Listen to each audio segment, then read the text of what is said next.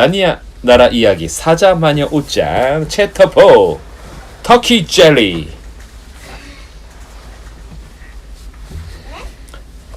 제목은 터키 젤리야. 딴 거예요?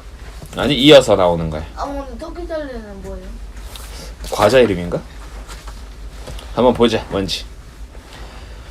여왕이 다시 물었다. 도대체 넌 뭐지? 턱수염을 쌍민 난쟁이냐? 아니에요 여왕폐하. 턱수염 같은 건 난 적이 없어요. 저는 사내 아이예요. 사내 아이라? 그러면 내가 아담의 아들이란 말이냐? 에드먼드는 아무 말도 않고 잠자코 서 있었다. 너무 당황한 나머지 그 질문의 뜻을 이해하지 못했다. 내가 무엇이든 바보 천치란 건 알겠다. 마지막으로 물을 테니 대답하거라. 안 그러면 경칠 줄 알아라. 너는 인간이냐? 네, 여왕폐하. 어떻게 내 왕국으로 들어왔지? 저 여왕폐하 옷장으로 들어왔어요. 옷장? 그게 무슨 소리냐? 그냥 문을 열었더니 여기 와 있었어요, 여왕폐하. 아하, 문이라. 인간 세계에서 들어오는 문. 그래, 그런 것에 대해 들은 적이 있긴 해. 어쩌면 그게 모든 걸 파괴시켜버릴지도 몰라. 하지만 한 놈뿐이잖아. 그 정도야 쉽게 처리할 수 있지.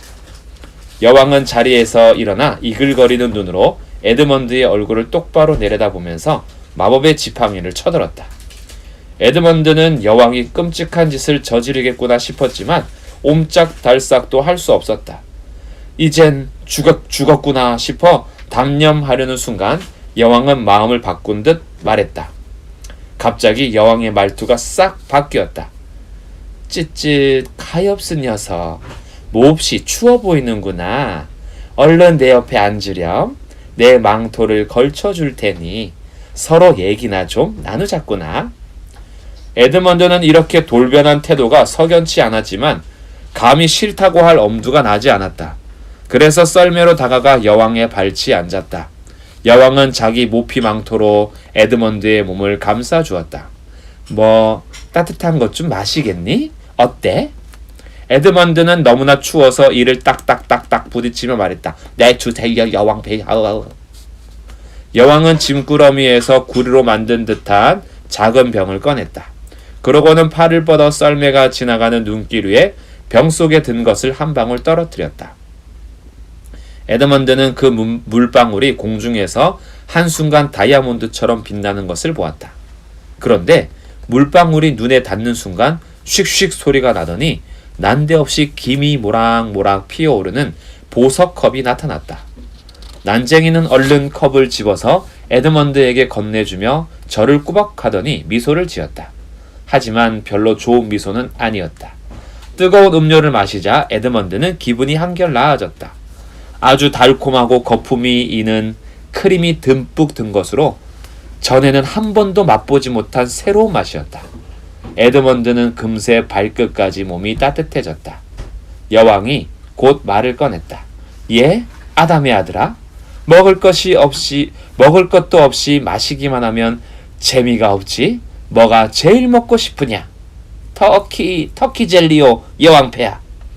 여왕은 병에 든 것을 또 한 방울 눈 위에 떨어뜨렸다. 곧 초록색 비단 리본으로 묶인 동그란 상자가 나타났다. 상자를 열어보니 몇 킬로그램은 너끈이 나갈 것 같은 최고급 터키 젤리가 들어있었다.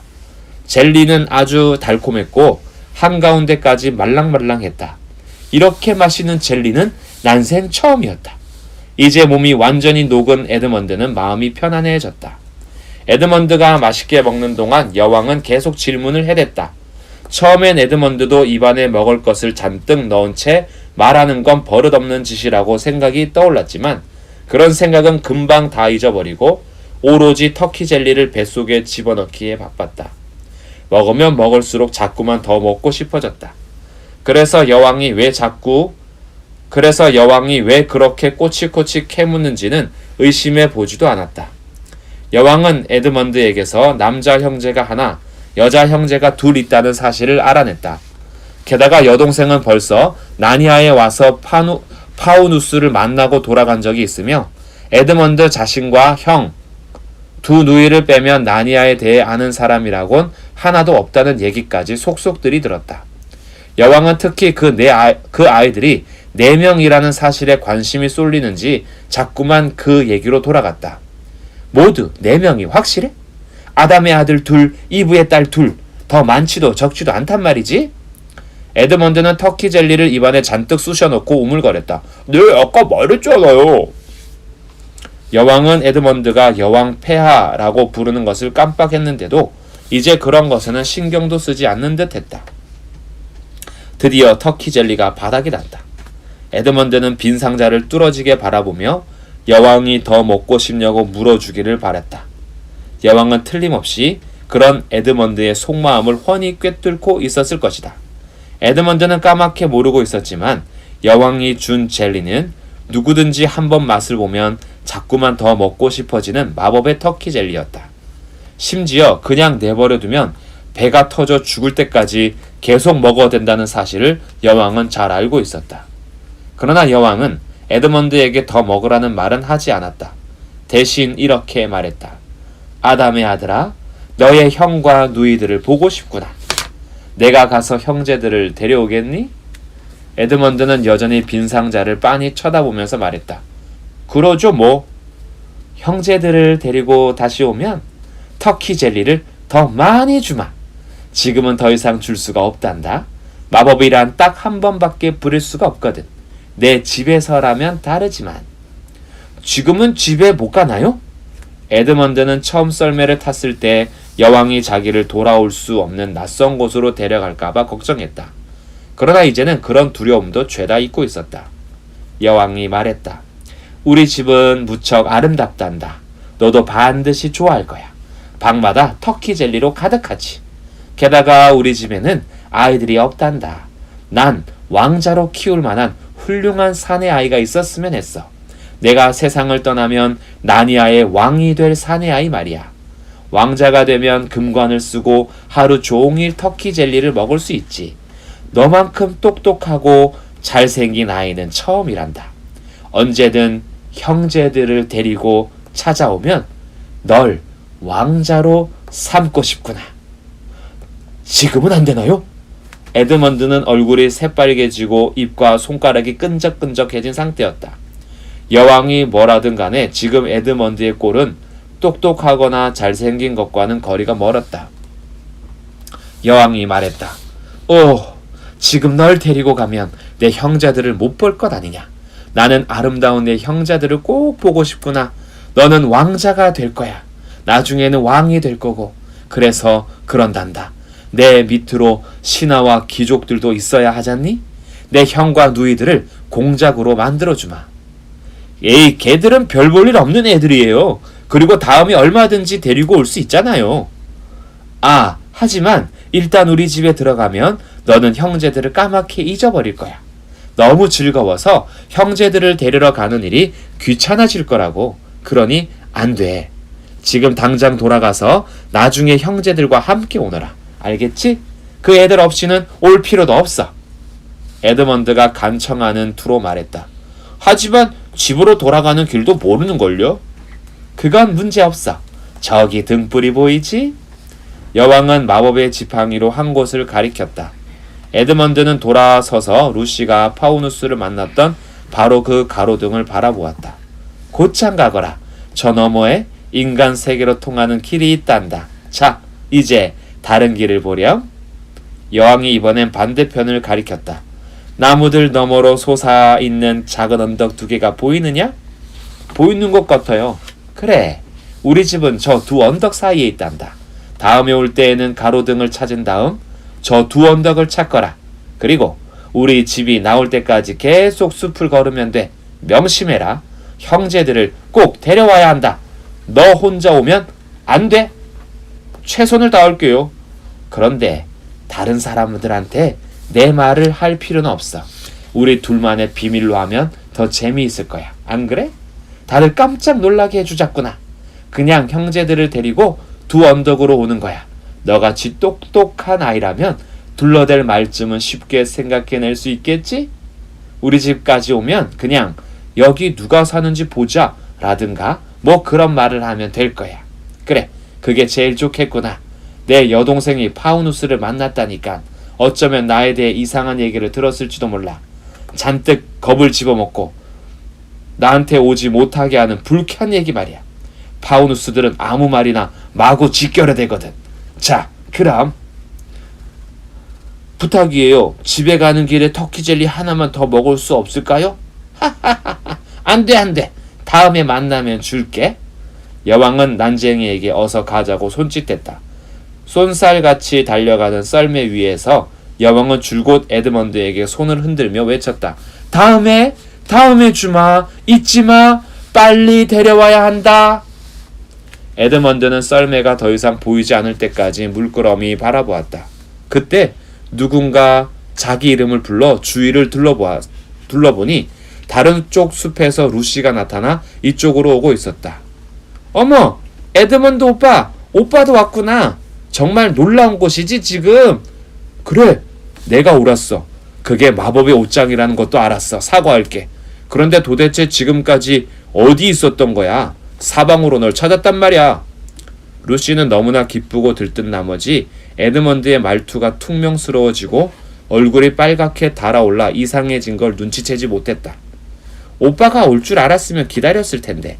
파우누스인 툼누스 씨랑 같이 점심 먹었어. 툼누스 씨는 아주 잘 지냈대. 하얀 마녀가 아무 짓도 안 했다는 거야. 아직까지 마녀가 아무것도 모르는 것 같대. 어쩌면 모든 일이 잘 풀릴 것 같다고 했어. 하얀 마녀? 하얀 마녀가 누구야? 아주 끔찍한 사람이야. 여왕 자격이 전혀 없는데도 스스로 나니아의 여왕이라고 부른대. 모든 파우누스와 나무의 요정 드리아스들, 물의 요정 나이아스들, 난쟁이들, 동물들, 착한 이들은 너나 없이 그 여자를 몹시 싫어한대. 마녀는 사람을 돌로 변하게도 하고 온갖 무시무시한 짓도 할 수 있대. 그리고 마법을 써서 나니아의 겨울만 계속되게 했다나봐. 크리스마스도 없는 겨울 말이야.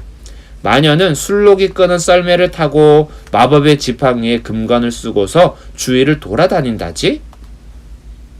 에드먼드는 단 것을 너무 먹어서 아까부터 속이 거북했는데 거기다 자기와 친구가 된 여왕이 위험한 마녀라는 소리를 들으니 더욱 속이 불편해졌다. 하지만 아직까지도 에드먼드의 머릿속에는 터키 젤리를 더 먹고 싶다는 생각밖에 없었다. 에드먼드는 슬쩍 물어보았다. 하얀 마녀에 대해 누가 그따위 소리를 했어? 파우누스가. 에드먼드는 파우누스에 대해 루시보다 더 많이 아는 것처럼 보이려고 애쓰면서 말했다. 파우누스들이 하는 말을 다 믿어서는 안 돼. 누가 그래? 누구나 알아. 사람들한테 다 물어보라고. 아무튼 여기 눈 속에 서 있는 건 궁상 맞은 짓이야. 어서 집으로 가자. 응, 참, 에드먼드 오빠도 여기 와서 기뻐. 우리 둘이 왔다 갔으니 다들 나니아가 있다는 걸 믿을 거야. 아, 신난다. 하지만 에드먼드는 루시만큼 신나진 않을 거라고 생각했다. 다른 형제들 앞에서 루시가 옳았다는 것을 인정해야 하고 모두들 파우누스와 동물들 편에 설 게 확실했다. 그러나 에드먼드는 이미 마녀한테 반 이상 마음이 기울어져 있었다. 에드먼드는 무슨 말을 해야 할지, 또 형제들이 나니아 얘기를 할 때 어떻게 비밀을 지켜야 할지 막막했다. 한참이나 걸어갔을 때였다. 갑자기 나뭇가지 대신 모피 코트의 감촉이 느껴지더니 둘은 어느새 옷장 밖으로 나와 빈 방에 서 있었다. 루시가 말했다. 오빠, 얼굴빛이 엉망이야. 어디 아파? 아니, 괜찮아. 하지만 에드먼드의 말은 사실이 아니었다. 사실 배가 몹시 아팠다. 오빠, 어서 언니랑 큰오빠를 찾자. 할 얘기가 많잖아. 우리가 다 같이 가면 굉장한 모험을 할 거야. 끝? 이게 챕터가 끝이에요. 챕터 5 예고편. 빈방으로 돌아오다.